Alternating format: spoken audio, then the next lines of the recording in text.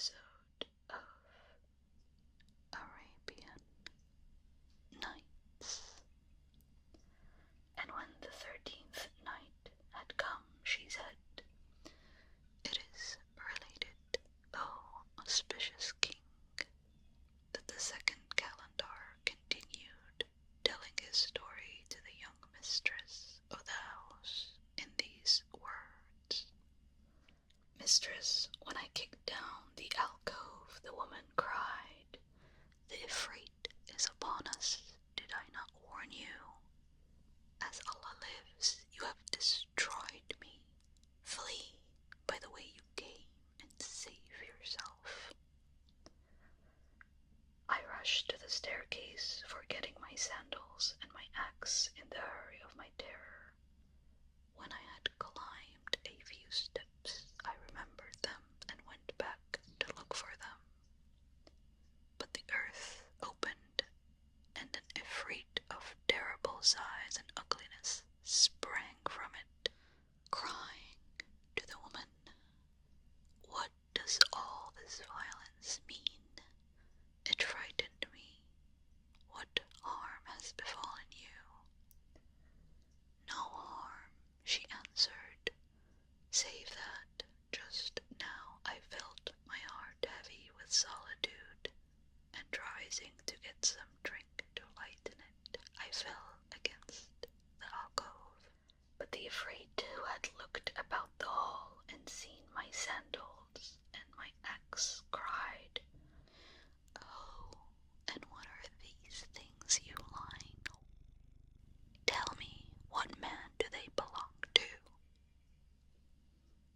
'I never saw them before you showed them to me,' she answered. 'Probably they were hanging to the back of your clothes and you brought them here yourself.' 'Weak and torturous and foolish words,' exclaimed the furious genie. 'They will not take me in, you wanton.' On this he stripped her, crucified her between 4 pegs fastened in the earth, and putting her to the torture began to question her. I could not bear to see this or to hear her sobs, so I ran trembling up the stairs, and reaching the outer air, put back the cover and removed all traces of the entrance. I repented bitterly of the foolish thing I had done, thinking of the girl's beauty and of all the torture which the wretch who had kept her there for 20 years had inflicted on her for my sake. From this I fell to lamenting my father, my own lost kingdom, and the miserable descent I had made to be a woodcutter. So I wept and recited a suitable verse. Making my way to the city, I found that my friend the tailor had been, as the saying is, on coals of fire at my absence. In his anxiety he called to me, 'When you did not come yesterday, my heart lay awake all night because of you. I feared that a savage beast or other mischance had destroyed you in the forest. Praise be Allah that you are safe.' Thanking him and sitting down in my accustomed corner, I began to brood on what had happened and to curse myself for the unlucky kick that I had given the alcove. All of a sudden, my good friend the tailor came to me, saying, 'There is a man at the shop door, a Persian, who has your axe and your sandals and is asking for you. He has been going around all the woodcutters in the street, saying that he found them in the road when he went out to pray at dawn at the call of the muezzin.' Some of the woodcutters recognized them and directed the Persian to come here. He is outside the door. Go and thank him for his trouble, and take your sandal and your axe again." I paled and nearly fainted at his words, and while I stayed prostrate where I was, the ground in front of my corner opened, and the Persian leapt from it, showing himself to be the Ifrit, You must know that he had put the young woman to terrible tortures without getting her to admit anything. And so, taking up my axe and sandals, he said, I will show you that I am indeed Jurgis of the true seed of the evil one. You shall see whether or no I can find the owner of these things. And as I have told you, he tracked me among the woodcutters by a trick. Swiftly he came to me, swiftly lifted me, and flew with me high into the air. When I had lost consciousness, he plunged with me down through the earth to the palace, where I had tasted so much lustful bliss. When I saw the girl, with the blood flowing from her flanks, I wept bitterly. But the Ifrit, going to her and seizing her arm, said, Here is your lover, you licentious. The girl looked me straight in the face, saying, I do not know him. I have never seen him before. What? Shrieked the Ifrit. Here is the very body that you sinned with, and you deny it. But she continued, saying, I do not know him. I have never seen him in my life, nor would it be right for me to lie in the face of God. If that is so, said the Ifrit, take this sword and cut off his head. She took the sword and stopped before me, yellow with fear and weeping copiously. I signed her with my eyebrows to spare me. She winked at me, saying at the same time, in a loud voice, You are the cause of all our troubles.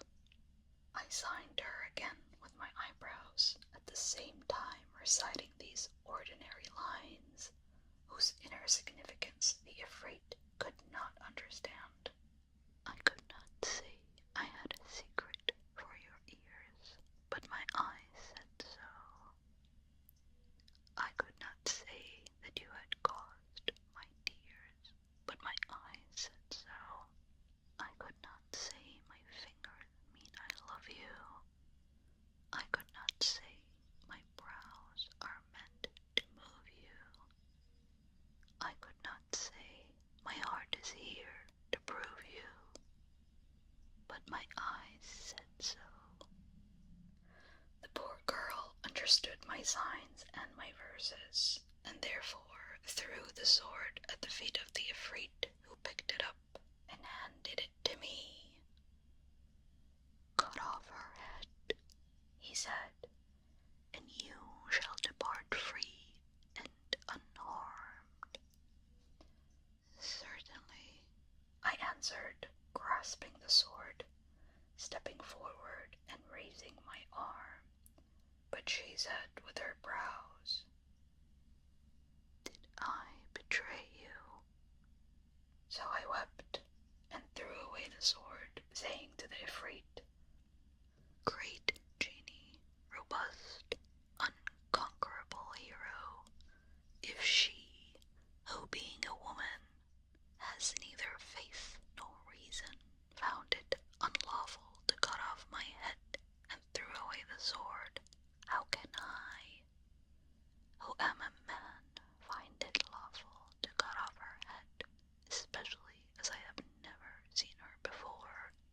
Even if you make me drink the bitterest cup of death, I shall not do so. Ah, now I know that there is love between you, said the Ifrit.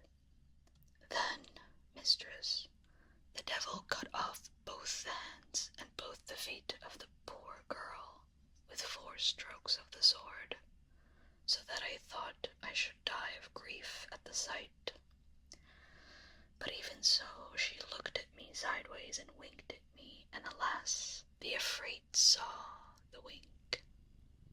Oh, daughter, he cried, would you commit adultery with your eyes? So saying, addressed me in these words: "Learn, O human, that among us jinn it is allowed and even praiseworthy to kill an adulteress. I bore away this girl on her wedding night when she was but 12 years old and still unknown of man. I brought her here and visited her every 10th day, coupling with her in the form of a Persian. Finding her unfaithful, I have killed her, for she was unfaithful even if it was only with her eye. As for you, since I am not sure that you have fornicated with her, I will not kill you, but so that you may not laugh at me behind my back, I shall inflict some evil upon you to bring down your pride. Now choose what evil you prefer." Naturally, good lady, I rejoiced to the utmost when I saw that I should escape with my life, and this encouraged me to take advantage of the Ifrit's clemency. Therefore I said, "I find it very hard to choose one out of all the evils that there are.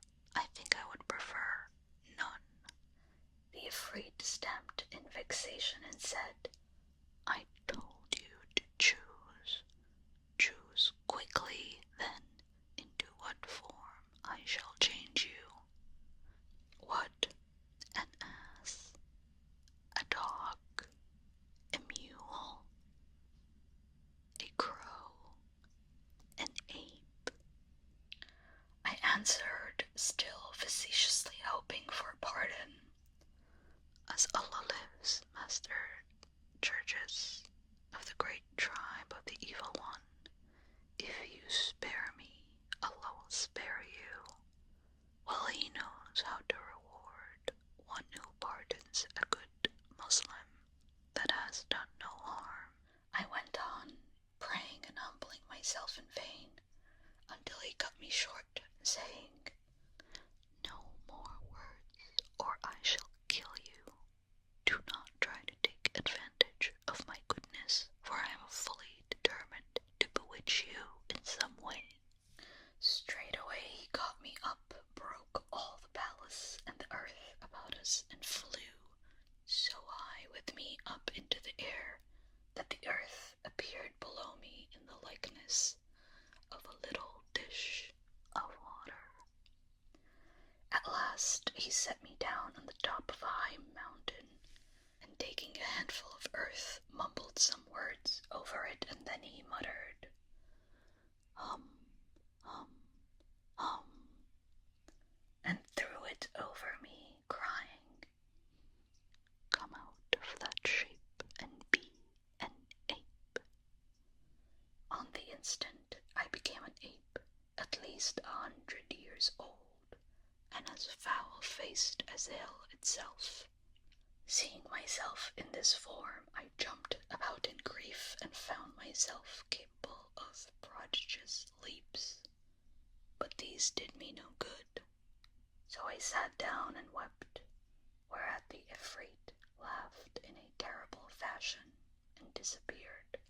After I had remained there for some time, thinking on the injustice of fate and how it regards not any man, I leapt and gamboled from the top of the mountain to its base. Then I set out, walking by day and sleeping by night in the trees, until after a month I came to the beach of the salt sea. I had rested there for an hour when I saw a ship coming up with a favorable breeze out of the sea.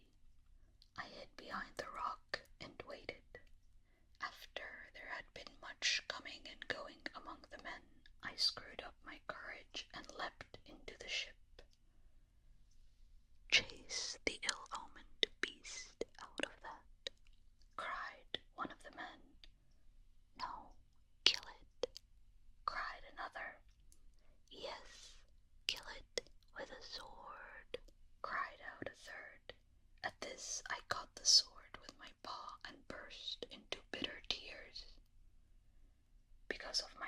years, the captain had pity on me and said to those about him, "This ape has asked for my protection, and I give it him.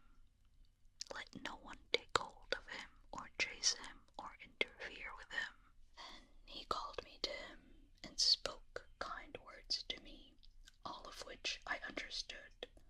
Finally, he made me his servant on the boat, and in this duty I did everything correctly for him throughout the voyage. Favoring winds carried us after 50 days to a city so great and so populous that Allah alone could count the people of it.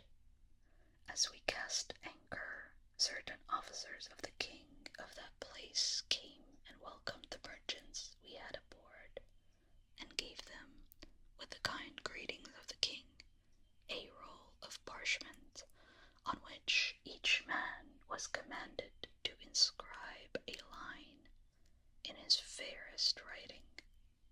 For the king's vizier, a great calligraphist, had died, and the king had sworn to appoint no one in his place who could not write as well as he.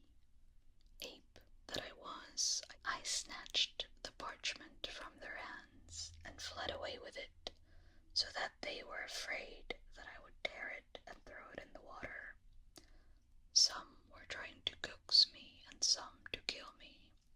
When I made a sign that I wished to write, then said the captain, "Let him write. If he only scribbles and messes, we can stop him. But if he writes with a fair writing, I shall adopt him as my son. For never in my life have I seen an ape so learned."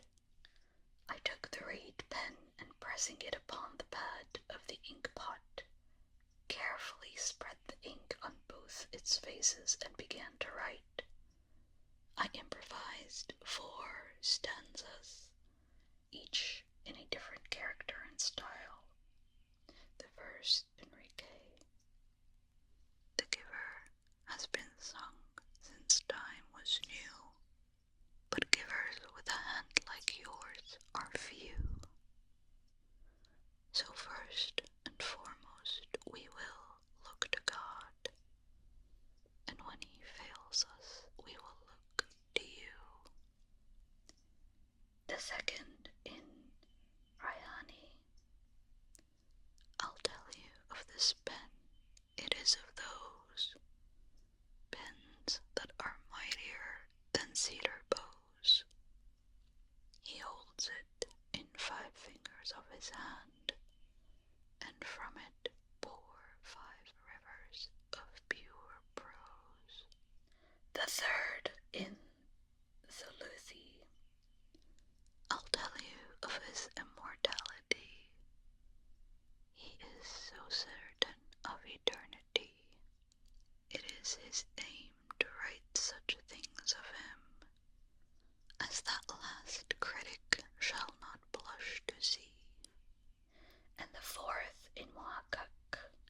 "Ink is the strongest drug that God has made. If you can write of beauty unafraid, you will be praising him who gave the ink more than all prayers unlearned men have prayed." When I had finished writing, I handed back the parchment, and each of the others, marveling at what I had done, also wrote a line in the fairest script that he could compass. Slaves bore the parchment back to the king, and of all the writings he was only satisfied with mine, inscribed as they were in 4 different styles, for which, when I had been a prince, I had been famed throughout the whole world. So the king said to his friends and to his slaves, "Go, all of you, to this master of fair writing. Give him this robe of honor to put on, mount him on the most magnificent of my mules, and bring him to me in a triumph of musical instruments." They all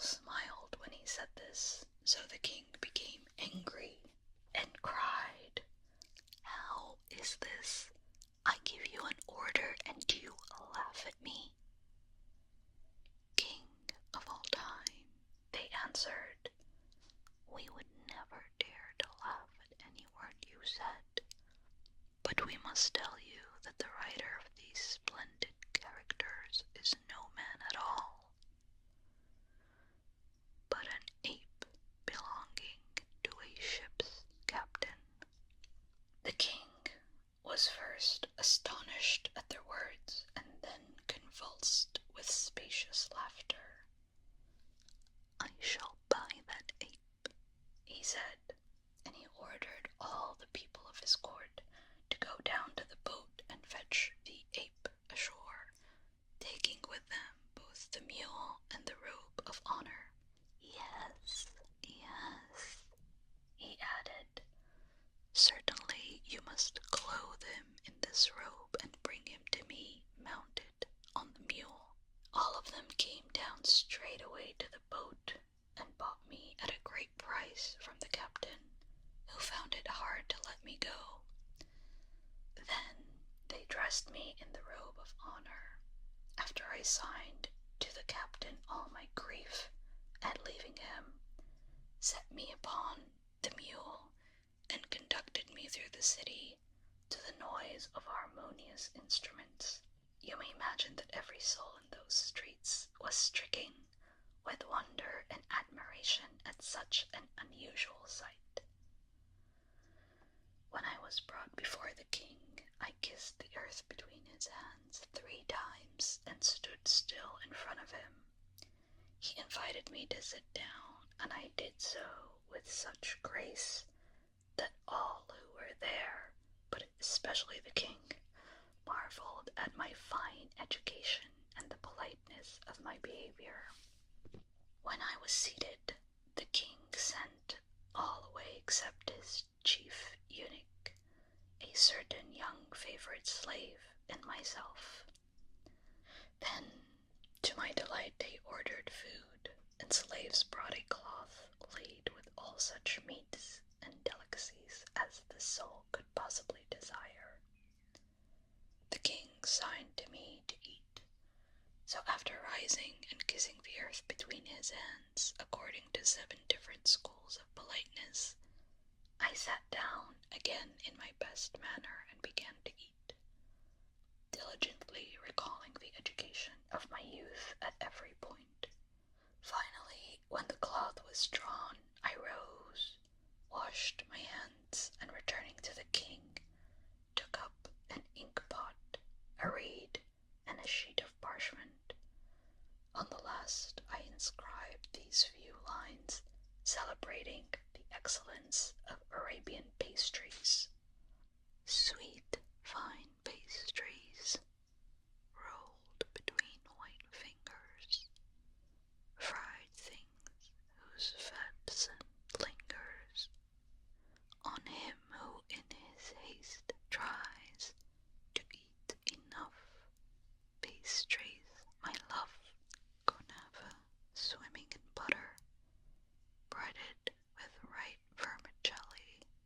God has not given me belly, half of the words it would utter, of Kunava's sweetness and syruped completeness. Kunava lies on the table, isled in a sweet brown oil. Would I not wander and toil 70 years to be able to eat in paradise Kunava's subtleties?" Finishing, I put down the reed and the sheet, and while the king looked in astonishment at what I had written, sat respectfully at a distance. "But how can an ape compass such a thing?" asked the king. "As Allah lives, it surpasses all the marvels of history." Just then, they brought the king his chessboard, and when he had asked me by signs if I played, and I had nodded my head to show him that I did, I arranged the pieces and we settled down to play. Twice I beat him, and he did not know what to think of it, saying, "If this was a man, he would be the wisest man of all our time." And to his eunuch he continued, "Go to our daughter and tell her to come quickly to us, for I wish your mistress to enjoy the sight of this remarkable ape." The eunuch went out and soon returned with the princess, his young mistress, who was soon as she set eyes on me, covered her face with her veil, saying, "Father, what has possessed you to send for me into the presence and sight of a strange man?" "Daughter," answered the king, "here are only my young slave who is still a little boy, the eunuch who brought you up, this ape, and your father. Why do you cover your face?" Then she said, "Know, my father, that this ape is a prince. His father is the king Iphitamers, ruler of a land far in the interior. The ape is bewitched by the Ifrit churches of the line of Iblis, who has killed his own wife, daughter of King Iphitamers, master of the Isle of Ebony. This which you think an ape is not only a man, but a learned, wise, and educated man as well." "Is it true what my daughter says of you?" asked the king, looking at me fixedly in his astonishment. I nodded and began to weep. So the king, turning to his daughter, asked her how she knew that I was bewitched. "Father," she answered, "when I was little there was an old woman in my mother's house, a sorceress, knowing all the shifts and formulas of witchcraft, who taught me magic. Since then I have studied even more deeply, and now know nearly 170 codes of necromancy, by the least of which I could remove your palace with all its stones, even the whole city itself, to the other side of Mount Kaf, and turn your country to a sheet of water in which the people could swim in the form of fishes. Then, by the truth of the name of Allah," cried the king, "take off the witchcraft from this poor young man, and I will make him my vizier. It is strange indeed that you should have such art, and I did not know it. Take off the witchcraft quickly, for he is both polite and wise." "With all my heart, and as in duty bound," answered the princess. At this point, Scheherazade saw the approach of morning, and discreetly fell silent. Good night, sweet